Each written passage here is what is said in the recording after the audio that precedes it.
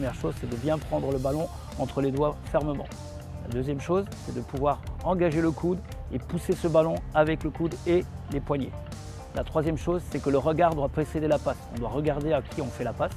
Et enfin, les épaules, coudes, mains et poignets terminent vers la cible, c'est-à-dire vers le partenaire. Et je vise le ventre du partenaire.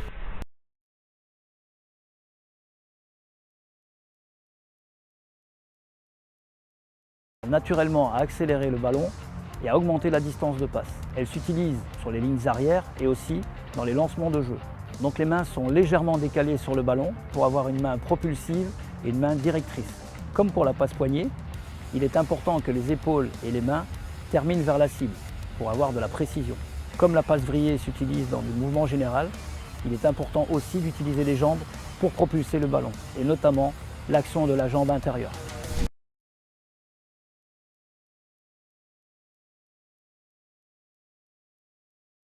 La passe au contact des adversaires s'appelle aussi un offload, ça ne s'invente pas.